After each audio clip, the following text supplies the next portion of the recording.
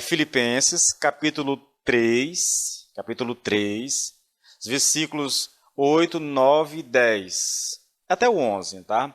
O texto diz assim: Na verdade, considero tudo como perda por causa da sublimidade do conhecimento de Cristo Jesus, meu Senhor.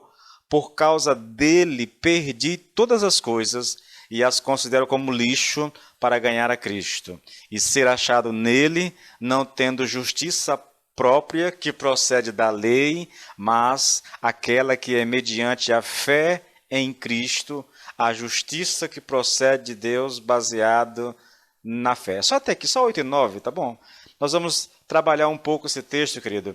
Lembrando que da última vez que nós ministramos isso aqui, nós fizemos uma abordagem geral a respeito de vários versículos, né, 14 versículos, e eu falei que depois da abordagem geral, nós fizemos uma abordagem a respeito da vida cristã, e depois nós faríamos essa abordagem um pouco mais específica. Então eu vou abordar aqui esses textos aqui, o versículo 8 e 9, e nós vamos tratar de um tema que é fundamental na compreensão daquilo que Paulo das mensagens pregadas por Paulo, das cartas escritas por Paulo. Nós vamos falar da justiça de Deus, tá bom?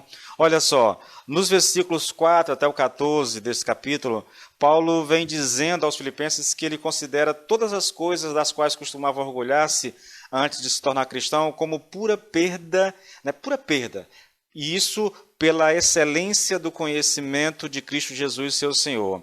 Agora, querido, ele passa a falar sobre mais um aspecto dessa excelência desse conhecimento. E quando Paulo fala isso, querido, você vai perceber, e se você voltar para o texto e ler o texto, você vai perceber que a linguagem que ele usa para descrever, querido, é algo que o emociona, na verdade, é algo que leva Paulo a sentir que qualquer outra coisa que entre em competição com aquilo que ele julga tão importante, deve ser considerado como lixo, né? E nós estamos falando aqui, querido, exatamente da justiça de Deus. Paulo tem na justiça de Deus algo assim sublime demais, entendeu? E qualquer coisa que queira competir com a justiça de Deus, Paulo passa a considerar como lixo, tá? Passa a considerar como lixo. Então nós vamos fazer aqui uma abordagem, querido. Eu vou tentar ser um pouco...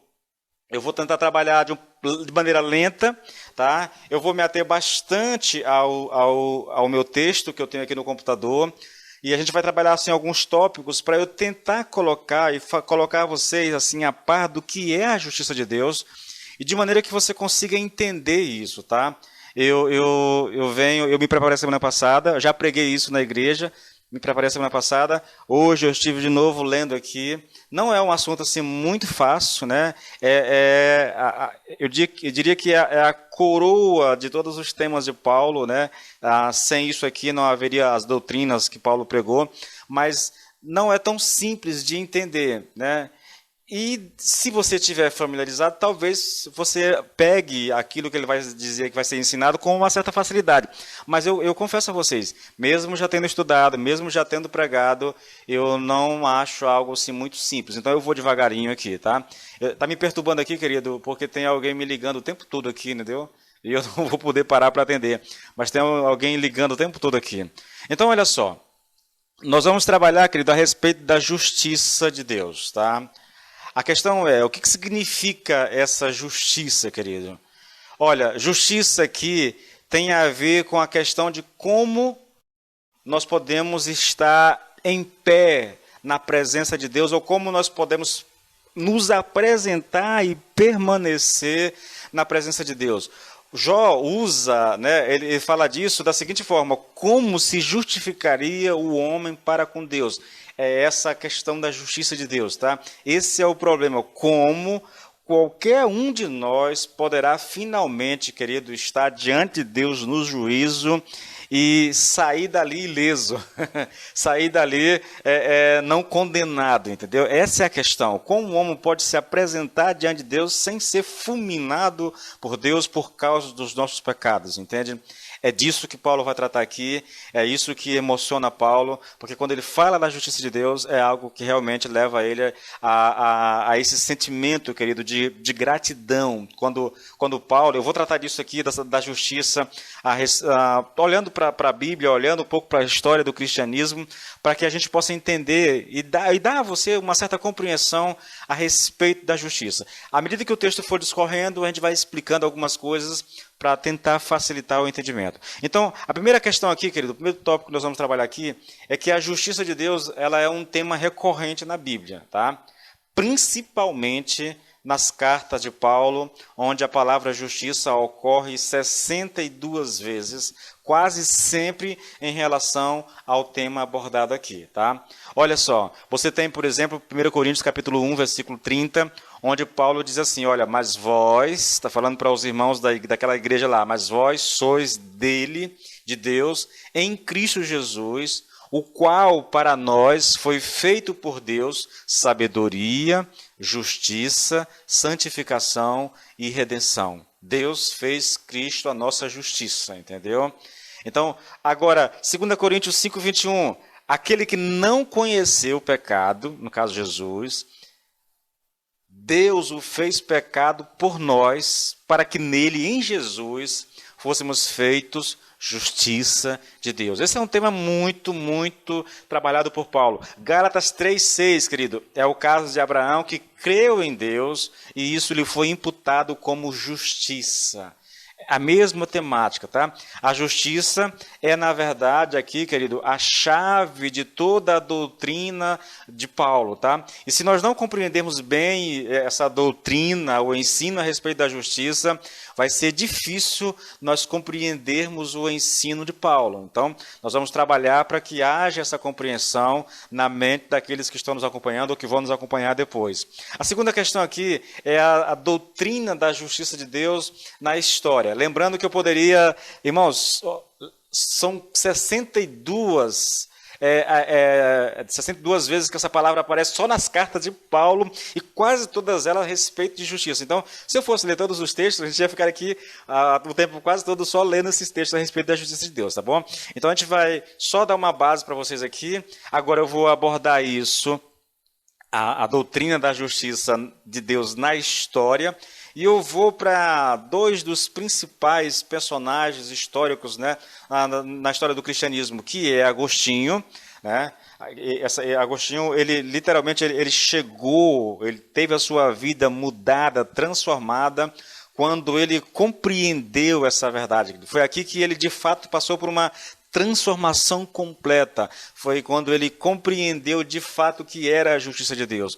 E com relação a Martinho Lutero, querido, talvez a história mais emblemática, mais exemplar do que é a compreensão da justiça de Deus, nós temos na história de Martinho Lutero, né?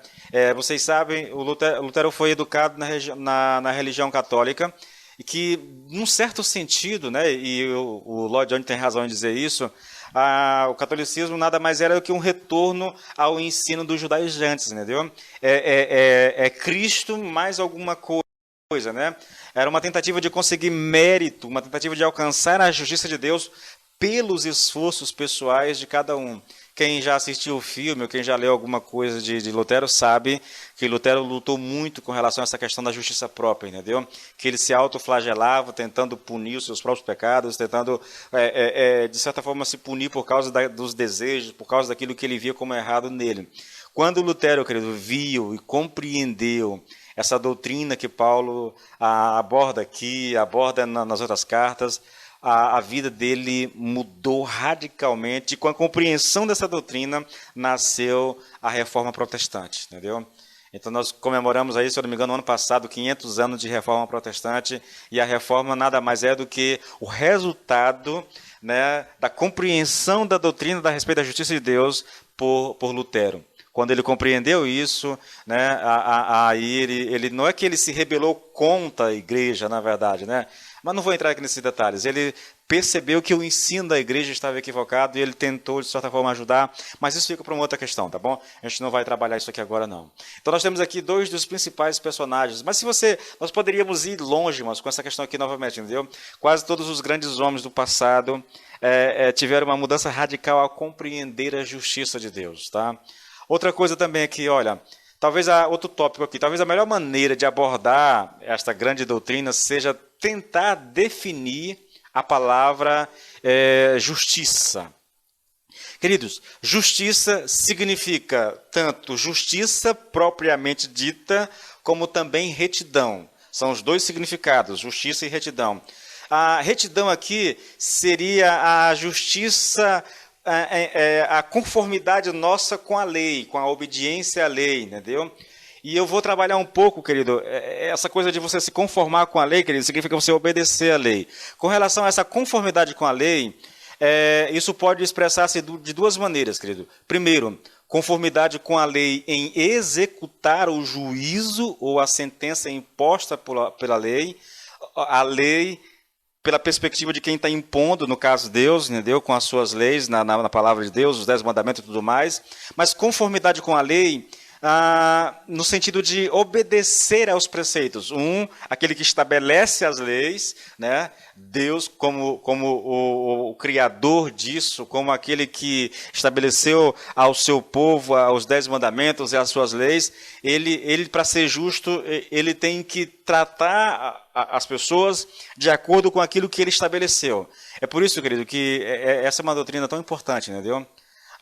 Deus tem necessidade de ser aquele que nos justifica, mas sem perder a sua justiça. Ele precisa nos perdoar, nos justificar, nos salvar, mas sem deixar de ser justo. A gente vai tratar disso daqui a pouquinho, tá bom? Então, justiça nesses dois sentidos. No sentido daquele que executa a lei, né, ou que a sentença é imposta pela lei, e no sentido daquele que obedece a esses preceitos, tá bom? Paulo emprega a justiça em ambos os sentidos no capítulo 3 de Romanos. Aí eu vou te mostrar a justiça no sentido de impor a lei, tá? No sentido de impor a lei. Isso está nos versículos 25 e 26 do capítulo 3 de Romanos. Olha só, ouça a leitura. Ao qual, está falando de Jesus, Deus propôs para propiciação pela fé no seu sangue, para demonstrar a sua justiça. Então, o que Paulo está dizendo aqui, eu vou falar mais abaixo aqui, é que Deus apresentou Jesus Cristo, levou Cristo para aquela cruz, para nele demonstrar a sua justiça. Ali, a morte de Cristo é uma demonstração da justiça de Deus. Talvez você entenda isso um pouquinho mais tarde, mas só tenha isso, tá? A morte de Cristo como uma demonstração da justiça de Deus. Deus propôs para a propiciação pela fé no seu sangue, para demonstrar a sua justiça pela remissão dos pecados dantes cometidos, sobre a paciência de Deus, para, de novo, demonstração da sua justiça em tempo presente, para que ele seja justo e justificador daquele que tem fé em Jesus. A ideia básica desse texto, querido, é que Deus sacrificou Jesus para demonstrar ou para satisfazer a sua justiça. A lei de Deus diz que o pecado produz morte, e Cristo morreu no nosso lugar, e pela sua morte na cruz, diz Paulo, o Senhor Jesus Cristo pode requerer, ou pode reivindicar o perdão de pecados da parte de Deus, entendeu? Vou tentar antecipar alguma coisa aqui. Olha, para Deus me salvar, isso está na ministração, mas é porque se faz necessário agora. Para Deus me salvar, querido, o Paul Walsh fala disso. Ele fala de uma situação assim muito complicada. Ele chama isso de o dilema divino, né? Como que pode Deus justificar o pecador sem abrir mão da sua justiça? Ele é justo. E como justo, ele tem que dar às pessoas aquilo que ela merece. E como pecadores, nós merecemos morte, entendeu? A gente vai falar de tudo isso aqui daqui a pouco, mais detalhadamente. Então, como é que ele pode? Em Cristo. Em Cristo, Deus pune os meus pecados. Por isso ele demonstra a sua justiça. Está punindo nele os meus pecados. E por causa dele, agora ele pode me justificar, sem que ele abra mão da sua justiça, porque a justiça dele foi satisfeita em Cristo. Em vez de satisfazer a sua justiça nos punindo, nos castigando com a morte, ele fez isso em Jesus Cristo. E por causa disso, nós podemos agora desfrutar do amor de Deus, tá? Podemos ser reconciliados por Deus, temos paz com Deus, tudo isso por causa daquilo que Deus fez na pessoa do Senhor Jesus Cristo lá na cruz do Calvário, tá bom? Então, olha só, querido. A justiça no sentido de conformidade, querido, com a lei e seus preceitos, vem nos versículos de 20 a 22. Olha o texto novamente. Por isso, nenhuma carne será justificada pelas obras da lei, porque pelas obras da lei está falando de justiça própria, entendeu? De eu produzir as minhas próprias justiças para poder me apresentar diante de Deus e Deus me justificar. Então, novamente, por isso nenhuma carne será justificada diante dele pelas obras da lei, porque pela lei vem o conhecimento do pecado, mas agora se manifestou sem lei a justiça de Deus, tendo o testemunho da lei e dos profetas, isto é, a justiça de Deus pela fé em Jesus Cristo, para todos e sobre todos os que creem, porque não há diferença. A justiça de Deus aqui, querido, se refere ao método de salvação proposto por Deus, tá bom? Eu quero que você entenda isso. Essa justiça que se manifesta agora aqui, querido, é Deus estabelecendo um meio de salvar. Repetindo, querido, Deus é justo, e porque Ele é justo, Ele tem que dar ao ser humano aquilo que ele merece. Como todo ser humano é pecador, o ser humano merece morrer. Então Deus, por causa do seu amor, quer nos alcançar, quer nos salvar. Mas Ele precisa fazer isso sem deixar de ser justo. Qual foi o meio que Ele encontrou? Esse método que Paulo chama de a justiça de Deus. É o método em que Deus ele executa a sua justiça em Jesus Cristo, que morre no nosso lugar, entendeu? Usando mais uma linguagem das ministrações passadas, principalmente de Romanos, o Senhor pega os meus pecados, coloca em Jesus Cristo e Ele dá o tratamento que os meus pecados merecem, mas em Cristo. Por isso que Ele mata Jesus. Então Ele é justo, porque a sua justiça foi satisfeita. Não Ele me matando, não Ele me punindo, mas punindo o seu próprio Filho. Então Ele é justo. E agora pode estabelecer essa salvação, porque todo aquele que crê em Jesus Cristo vai ter acesso a essa justiça de Deus, a esse meio pelo qual Deus salva o ser humano.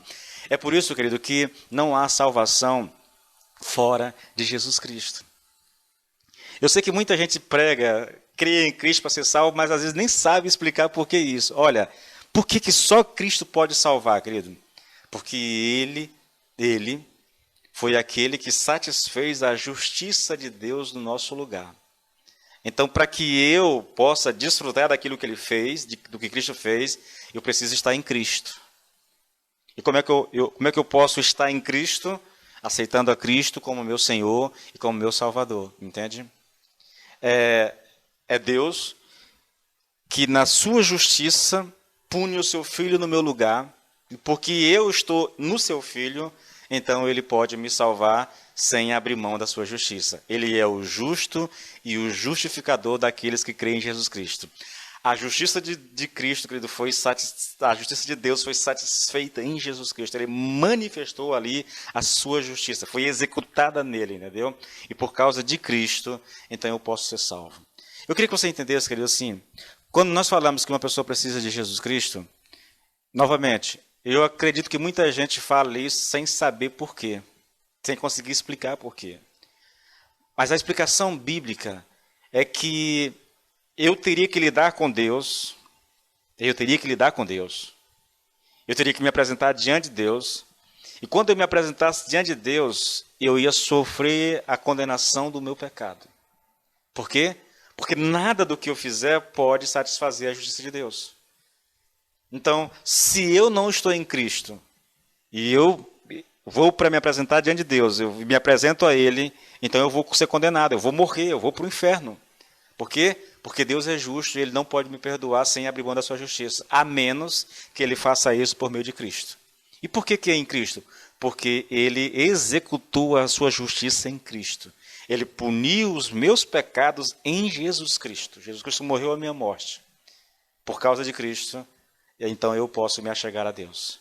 Deus satisfaz a sua justiça, pune Cristo, mas ao mesmo tempo pode manifestar o seu amor me salvando. Entende? É algo tremendo isso, querido. Deixa eu andar um pouquinho mais.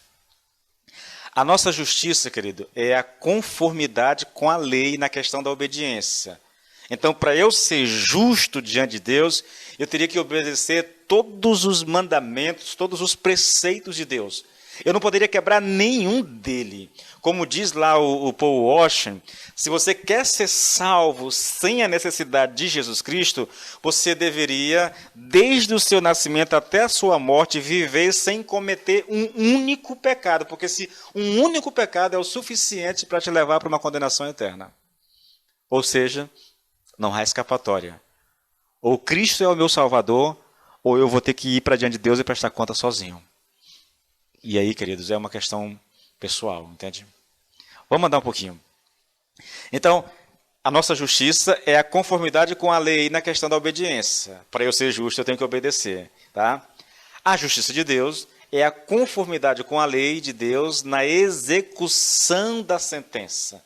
Então, para Deus ser justo, ele tem que executar a lei. A lei diz, a alma que pecar, essa morrerá. Essa é a sentença da lei, entendeu?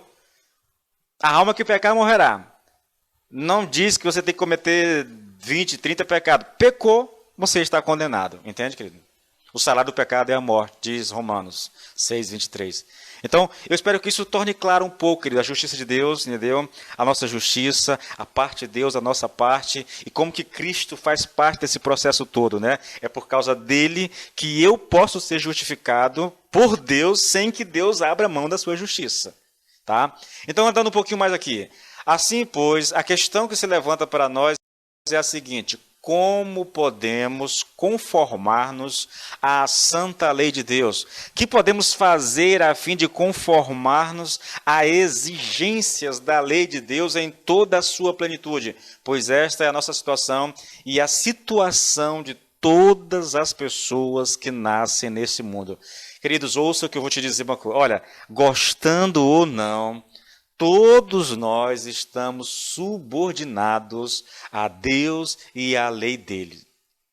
Quer você goste, quer você não goste, não, isso é um fato, irmãos, é um fato. Um dia, Deus julgará a humanidade de acordo com a sua lei, tá? Com os seus mandamentos, com os seus preceitos. Eu sei que quando a gente pensa isso, a primeira coisa que vem à mente são os 10 mandamentos. Eu quero te dizer que é um pouco mais grave do que isso, entendeu? A menos que você entenda bem o que são os 10 mandamentos, que eu vou já sintetizar esses 10 mandamentos para você, tá? Mas os 10 mandamentos, querido, eu acho que isso há quase que uma unanimidade entre os grandes teólogos, os estudiosos da Bíblia, que a humanidade toda será julgada pelos 10 mandamentos, ou por aquilo, a maneira como o Senhor Jesus Cristo sintetiza para nós esses 10 mandamentos, tá? Que nós vamos ver daqui a pouquinho. Então vamos adiantar mais um pouquinho aqui. Deus estabeleceu e revelou sua justiça e todos nós estamos subordinados a ela. Não importa se você conhece ou se você não conhece, querido, esse vai ser o meio pelo qual Deus vai nos julgar, entendeu? Eu entendo aqui, Paulo diz uma coisa interessante em Romanos 1, nós estudamos sobre isso, né? Que Paulo fala lá daqueles que conhecem a lei e daquele que não conhece a lei, né? E que haverá uma espécie de julgamento justo da parte de Deus, em que aqueles que conhecem a lei serão julgados por ela, aqueles que não conhecem a lei serão julgados pela sua própria consciência. O problema é que Deus colocou no ser humano, querido, uma consciência do que é certo e do que é errado, entendeu? Então, mesmo um cara que vive no meio da mata, sem contato com ninguém, por exemplo, um índio, entendeu? Ele tem uma consciência do que é certo e do que é errado. Todo ser humano na face da Terra tem uma consciência, aquilo que Martin Lloyd Jones chama de o trono de Deus na nossa consciência, querido, que nos leva a agir e a gente sabe por intuição, sabe, por uma questão quase que divina, o que é certo e o que é errado. O problema não é a nossa consciência, o problema é que nós não conseguimos viver o tempo todo de acordo com aquilo que é certo. Seja aqueles que conhecem a palavra, não conseguem obedecer a palavra na sua totalidade, sejam aqueles que não têm nenhum conhecimento da palavra, mas têm esse trono de Deus na sua consciência e não conseguem corresponder àquilo que eles sabem que é o certo, entendeu? Então o fato é que nós vamos ser julgados por Deus, entendeu? Não há como fugir disso. Bom, olha só, querido, o que é que nós podemos fazer para que possamos cumprir as exigências de Deus. Paulo aqui nos diz, querido, que em última análise só há duas maneiras de fazer isso. Como nós podemos cumprir a lei de Deus? Paulo cita duas maneiras. Primeiro, há o velho, modo que Paulo seguira como judeu. Aí Paulo vai falar basicamente daquilo como ele viveu antes de conhecer Cristo, tá?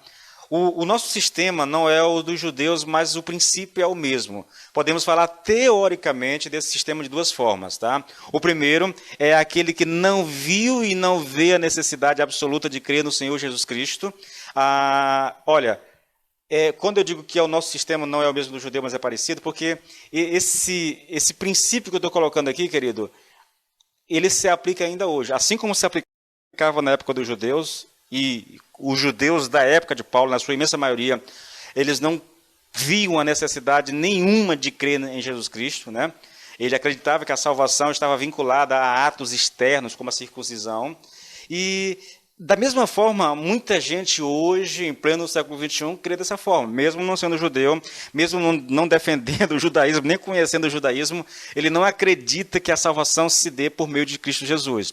O segundo sistema é propagado pelo ensino desses missionários judaizantes que Paulo fala, né? Que dizia, querido, que só o sacrifício de Jesus Cristo não era suficiente para a salvação, mas era necessário também a circuncisão, sem a qual não poderia haver salvação de fato. Eu disse teoricamente porque, na prática, os dois sistemas são iguais, pois sem a circuncisão não há salvação para nenhum desses sistemas. Bom, eu estou me referindo a uma cultura e a um povo, entende? Muito distante historicamente da nossa realidade. Os judeus ainda existem, mas a realidade do judeu hoje não é a mesma da época de Cristo. Então, assim, mesmo que não haja assim um fator correspondente, algo paralelo em relação àquilo, da maneira como os judeus criam, nós temos hoje os dois públicos, entendeu? Nós temos aqueles que não veem de maneira alguma a necessidade de crer em Jesus Cristo para ser salvo, e nós encontramos, infelizmente, no nosso meio, até mesmo entre aqueles que se dizem evangélicos, pessoas que acreditam, querido, que só Jesus Cristo não é suficiente para salvar, ainda que não creia mais em circuncisão, mas substituíram a circuncisão por outros métodos, entendeu? Então é a circuncisão mais a roupa, é a circuncisão mais a bola, é a circuncisão mais o tipo de música. Então vai variando, dependendo de onde você está, de onde você congrega, entendeu? O fato é, os dois princípios ainda permanecem de pé. Agora veja aqui, querido, olha só. Vamos examinar aqui as características desse sistema, que são duas, tá? A primeira consiste naquilo que Paulo nos diz. Paulo fala, naquela velha vida, ele confiava em si mesmo, em seus esforços pessoais, em ter a minha justiça que vem da lei, tá? Era o esforço para produzir a sua própria justiça. Era uma justiça que dependia dele e dos seus esforços pessoais. Era o seu incansável esforço quanto ao cumprimento da lei, especialmente da lei cerimonial. Novamente, querido, há paralelos aqui em relação a nós, entendeu? Há muita gente, na verdade, isso é tão comum que é quase desnecessário falar sobre isso. Há muitas pessoas que acreditam que são salvas por aquilo que elas fazem. Porque elas se consideram boas pessoas, porque ajudam o necessitado, porque faz isso, faz aquilo. Elas acham que essa justiça própria é suficiente para ela se apresentar diante de Deus e sair dali para a eternidade com Deus. E eu digo a vocês, isso é um engano terrível, querido. Eu já expliquei anteriormente por que só por meio de Jesus Cristo há salvação, irmãos. Olhe, eu vou reprisar isso. Para ser salvo por sua própria justiça, você deveria, desde do nascimento até o dia da sua morte, viver sem cometer um único pecado. Porque se você cometer um único pecado, você está condenado à eternidade sem Deus. Quando você se apresentar diante de Deus, você vai ser julgado e vai ser morto espiritualmente, afastado de Deus definitivamente. Por quê? Porque a justiça de Deus estabelece, querido, que a alma que pecar, essa morrerá. Lá é morte física, mas vocês sabem, lá em Gênesis capítulo 3, no 2, na verdade, no 3 é a execução disso, quando Deus disse para Adão, olha, tudo é teu, usufrua de tudo, mas tem uma árvore aqui no jardim que você não pode comer, porque no dia que você comer, você vai morrer. No dia que comer, morre. Não precisa comer muitas vezes, bastou comer uma vez, você morre. Quando Deus disse isso, querido, ele estava se referindo à morte espiritual, ele estava se referindo à morte física e ele estava se referindo à morte eterna. Entende?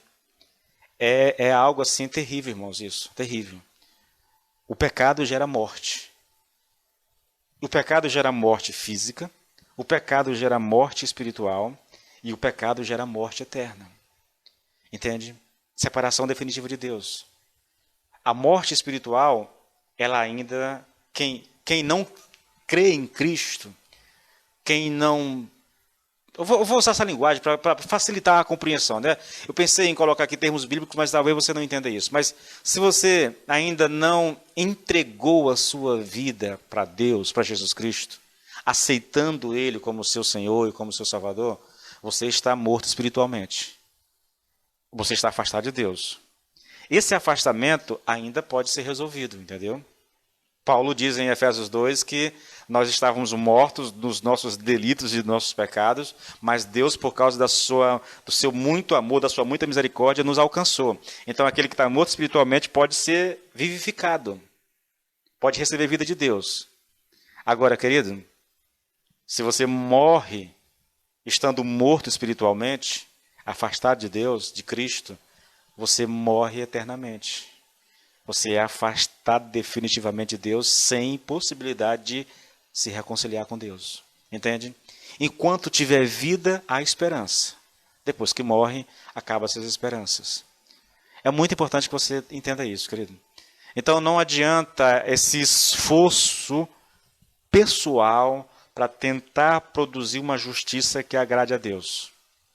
O profeta Isaías diz, no capítulo 64, se eu não me engano, versículo 6, que a nossa justiça, irmãos, os nossos melhores atos de justiça não passam de trapos de imundícia diante de Deus. Então, é inútil da parte do homem tentar produzir uma justiça própria. Na base do esforço, na base do sacrifício, você não vai conseguir, querido. Impossível, entendeu? Impossível. Bom, deixa eu andar um pouquinho mais, porque eu estou achando que vai estar demorando muito, mas é porque a minha ideia era exatamente tentar fazer com que você entenda. Veja, querido, a primeira característica foi essa, né? A segunda característica aqui, querido, consistia numa perspectiva que se conformava às exigências cerimoniais da lei. Tá? O primeiro era essa tentativa, né? Veja, as características desse sistema que eu citei aqui, dos judeus e dos missionários judaizantes, a gente pode tratar disso de duas formas, né? A primeira, Paulo diz aqui que naquela velha vida ele confiava em si mesmo, entendeu? Em seus esforços pessoais, em ter a minha justiça que vem da lei. A segunda característica desse sistema é que ela consistia numa perspectiva que se conformava às exigências cerimoniais da lei. Paulo diz no versículo 6 do texto que nós estamos estudando, querido, que julgado pela lei pela justiça que há na lei, ele estava isento de culpa. Olha o texto. Circuncidado ao 8º dia, da linhagem da linhagem de Israel, da tribo de Benjamim, hebreu de hebreus, segundo a lei fui fariseu, segundo o zelo perseguidor da igreja, segundo a justiça que há na lei, Paulo diz, eu era irrepreensível. Eu quero que você atente, querido, porque quando eu trabalhei sobre isso aqui na última vez que eu ministrei, que eu fiz essa abordagem geral, eu tratei um pouco dessa questão aqui, entendeu? Essa era a concepção que Paulo tinha a respeito de si mesmo antes de conhecer a lei, antes de conhecer Cristo. Ele se achava irrepreensível. Irmãos, alguém para se achar irrepreensível, ele está dizendo o seguinte, olha, eu, de acordo com a justiça que há na lei, eu era perfeito. Eu obedecia na sua totalidade, eu cumpria com todos os seus preceitos, entendeu? Então, era assim que Paulo se via. Em que sentido, e aí eu vou explicar, olha, em que sentido Paulo podia dizer que era irrepreensível? Ouça, querido, ouça. A lei judaica, ela ordenava que as pessoas fizessem ofertas queimadas e sacrifícios. Elas tinham que fazer certas coisas, e Paulo tinha igualado a lei de Deus ao cerimonial superficial, exterior e mecânico da lei. Ou seja, para Paulo, antes de conhecer a Cristo, a lei de Deus era mera questão de conformidade exterior com os mandamentos cerimoniais da lei. Só alguns exemplos, irmãos. Um judeu, quando ele chegava da rua, havia lá uns ritos cerimonial. Quando um judeu chegava, na hora de comer, havia ritos cerimoniais. Quando chegava na casa de alguém, havia ritos cerimoniais. Então, havia ritos para tudo. E Paulo igualou esses ritos cerimoniais à obediência à lei de Deus, querido. Nesse aspecto, Paulo tinha passado a ver que a justiça da qual nesse aspecto ele era irrepreensível, né? Porque ele fazia tudo isso. Ele lavava as mãos antes de comer, né? Ele, ao chegar em casa, tinha que lavar os pés. E aquela coisa toda que era ritualística para o judeu. Então, nesse aspecto, ele se via como alguém irrepreensível. Paulo tinha passado a ver que a justiça da qual ele tanto se orgulhava, nada mais era que a sua própria justiça. Em outras palavras, ele substituiu a lei de Deus por seu entendimento e por sua interpretação dela. E assim, ele estava se conformando à sua pequena interpretação da lei. Queridos, isso é muito importante. São 8h10, né? Eu estou olhando aqui o tempo porque isso aqui demanda um pouquinho de tempo. O que nós estamos estudando aqui, querido, é a possibilidade de alguém reduzir a lei de Deus à interpretação que ele faz dela.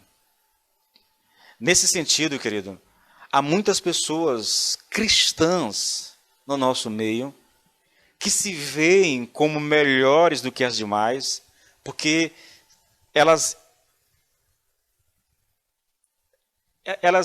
limitaram o ensino bíblico, a interpretação que eles fazem disso. Vou te dar um exemplo, e eu não queria parecer ofensivo a ninguém, tá? Eu não queria parecer ofensivo. Eu vou citar porque é um exemplo clássico.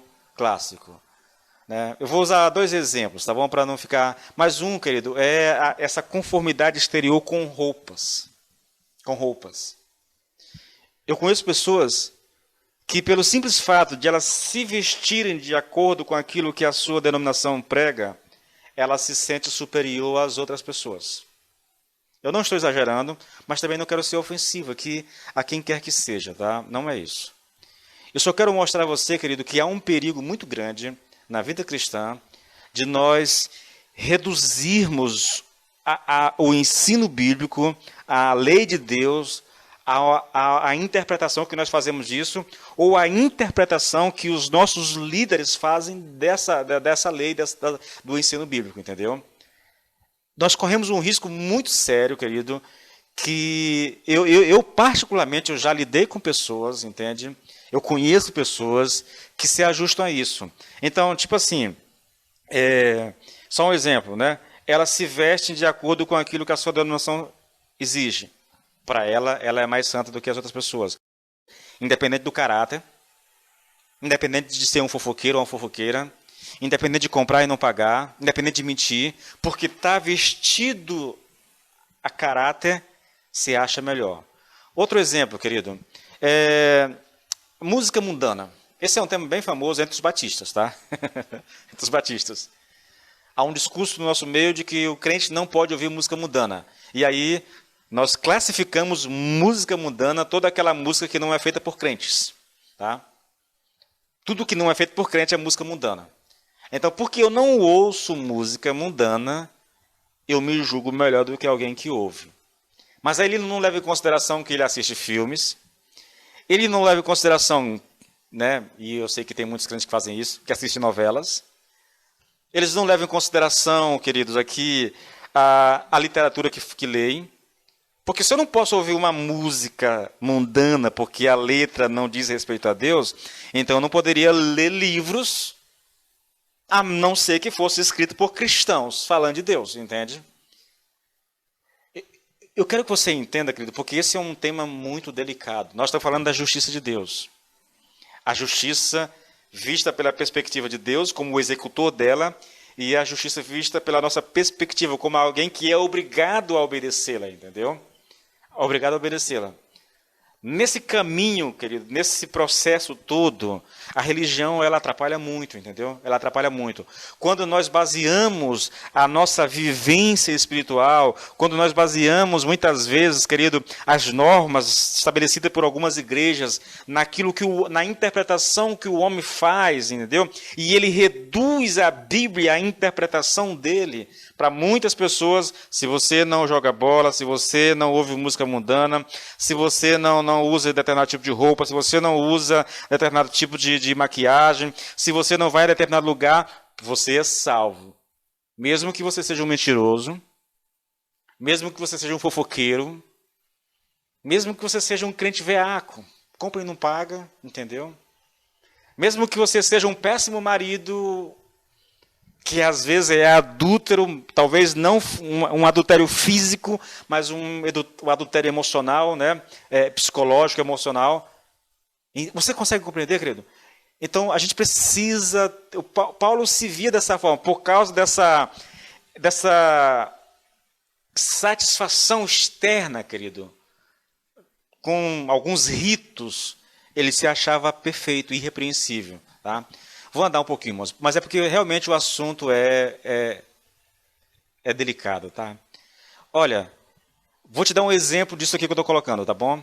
Romanos 10, versículo 1, 2 e 3. Ouçam com cuidado, querido, ouçam com cuidado. E preste atenção se você não, de certa forma, não caiu nesse engano, tá? Olha só, Paulo diz assim, irmãos, o desejo do meu coração e a minha súplica a Deus em favor deles, dos judeus, é para que sejam salvos. Veja, ele está abrindo o coração, ele está colocando para fora os seus sentimentos mais profundos. Eu desejo, eu oro, eu suplico, eu clamo a Deus para que os meus irmãos judeus sejam salvos.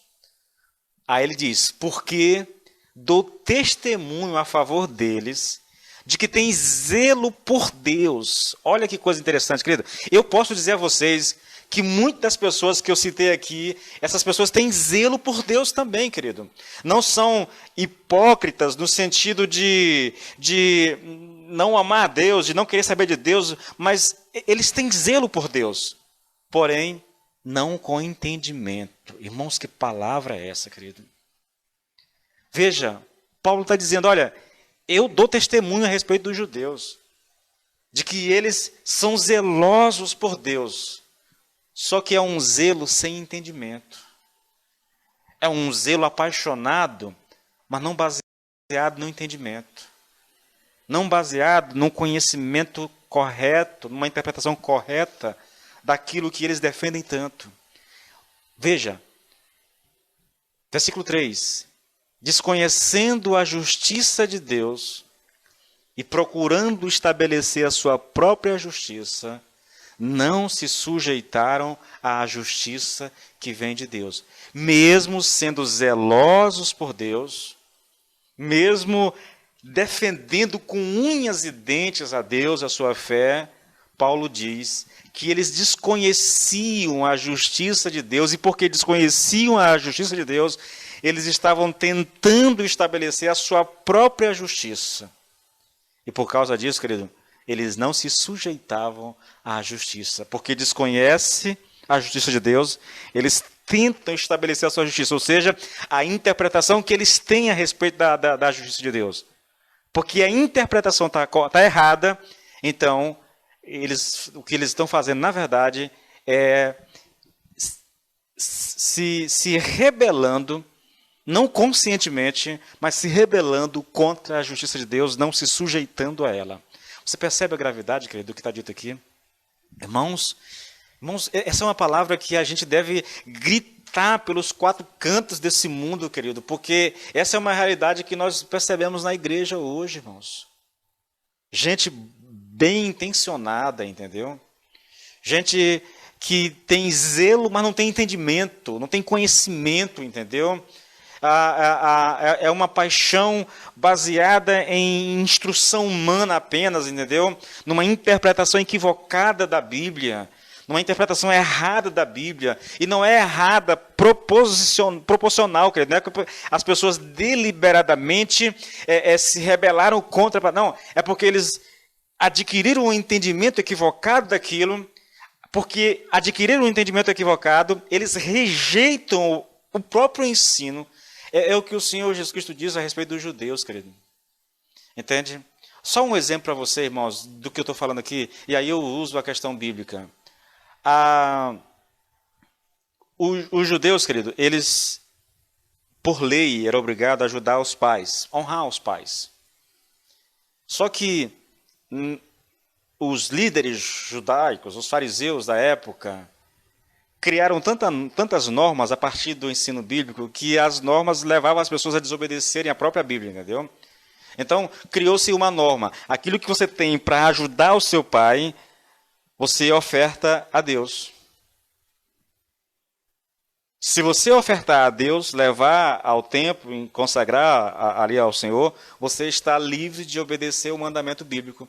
Então, eles criaram um mandamento autorizando as pessoas a desobedecerem a palavra de Deus. Você entende? E há muita gente que faz isso, querido. Há muitas maneiras de se fazer isso. Bom, vamos andar um pouquinho aqui, senão eu não chego mais... São 8h20 já, querido. Estou já terminando aqui. Outro modo de ver a justiça de Deus era perceber que a lei não era apenas conformidade mecânica, exterior e acerto de ditames, entendeu? Então, há uma maneira de ver a lei de Deus por essa perspectiva, como essa conformidade mecânica, com observâncias externas, rituais, entendeu? Mas há outra maneira de ver a lei sem ser por essa perspectiva. E é aqui que eu quero tratar com você e vou encerrar nisso aqui, querido. Uma coisa é você pegar os 10 mandamentos, ou talvez um judeu pegar lá os 600 e tantos mandamentos lá estabelecidos por Moisés no Monte Sinai com relação à vida social, religiosa e tudo mais. Mas aí o Senhor Jesus Cristo vem e ele traz uma interpretação, a interpretação verdadeira, espiritual, do que significava aquilo. E para obediência à lei de Deus significa isso aqui, querido. Eu vou citar o texto, entendeu? E eu vou ler o texto lá no próprio livro de Deuteronômio. Porque o Senhor Jesus Cristo resumiu ela. Alguém chegou para o Senhor e perguntou assim: Senhor, qual é o maior e o mais importante mandamento? Ele respondeu. Quando ele respondeu, ele estava citando, na verdade, a própria lei, lá em Deuteronômio. Lá diz assim, olha, amarás, pois, o Senhor teu Deus, de todo o teu coração, de toda a tua alma e de todo o teu poder, ou com toda a tua força, entendeu? A verdadeira obediência à lei de Deus não está restrito a algo externo, mecânico, mas amar a Deus. E o Senhor Jesus Cristo acrescentou algo, mesmo não tendo sido perguntado, ele acrescentou, é amar a Deus de todo o seu coração, com toda a tua alma, com toda a tua força, e amar o seu próximo como a si mesmo. Isso resume tudo, todo o Velho Testamento está resumido a isso. Então, se você quer saber se tem uma justiça própria e se pode prevalecer diante de Deus quando estiver diante dele, você tem que julgar a si mesmo por esse mandamento. Amar a Deus todo o seu coração, com todo o seu entendimento, com toda a sua alma, e amar o seu próximo como a si mesmo. Entendeu? Se você não fizer isso durante toda a sua vida, sem uma única vez quebrar algum desse mandamento, você está perdido. Essa é a justiça de Deus. A justiça imposta por Deus. É isso que Ele requer de nós. Cabe a nós obedecer. Como nós não damos conta, precisamos de um Salvador. Entende, querido? Precisamos de um Salvador. Olha, querido, veja esse texto. Romanos 7, a partir do versículo 7, diz assim, olha, que diremos? Que a lei é pecado? De modo nenhum. Mas eu não teria conhecido o pecado a não ser por meio da lei. Porque eu não teria conhecido a cobiça se a lei não tivesse dito não cobisse. Mas o pecado, aproveitando a ocasião dada pelo mandamento, despertou em mim todo tipo de cobiça, porque sem lei o pecado está morto. Houve um tempo em que sem lei eu vivia, mas quando o mandamento veio, o pecado reviveu e eu morri. Paulo diz aqui, querido, que quando ele chegou a ver a natureza espiritual da lei e as suas exigências, né? Ou seja, que Deus quer uma obediência completa de todo o coração, ele percebeu que estava completamente perdido. E foi por isso que ele diz assim, olha, morri, de fato. Quando nós nos damos conta, querido, da real natureza da lei, que a real natureza da lei não tem a ver com atos externos. No caso dos judeus, os ritos de sacrifícios, de purificação, ou a circuncisão, ou no nosso caso, essas coisas que nós estabelecemos, música mundana, roupa, e essas coisas todas que a gente estabelece aí, querido, que não estão erradas em si mesmo, querido, guarda de dia santo, coisa, não é que estão erradas essas coisas, entendeu? Eu vou ser franco com vocês, querido. Se você está numa igreja, por exemplo, que diz que você deve se vestir de determinada forma, eu acho que você deve se submeter a isso. Entende? E eu não estou dizendo que isso é errado. Não estou dizendo que é errado. Eu só estou dizendo o seguinte, que quando você estabelece isso como condição de salvação, a ponto de dizer, se você não fizer isso dessa forma, você perde a sua salvação, aí nós temos um perigo. Quer um exemplo? Vou falar do sábado, por exemplo. O sábado. A gente sabe que existem religiões no Brasil, ou religião, que estabelece o sábado. Eu não sou contra o sábado, querido, entendeu? Eu não sou. Eu poderia muito bem, facilmente me ajustar ao sábado. E obedeceria o sábado sem nenhum problema, entendeu?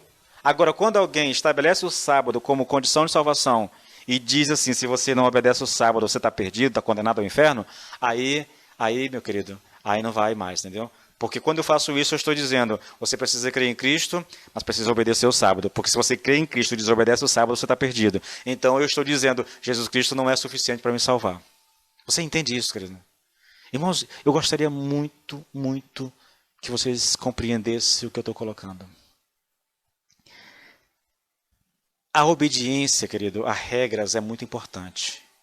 Na verdade, tudo na sociedade, ou colocando de outra forma, né? Para que a sociedade funcione de maneira ordenada, coordenada, é preciso que haja regras. Em todos os ambientes que nós vamos tem regras. A igreja não é diferente, querido.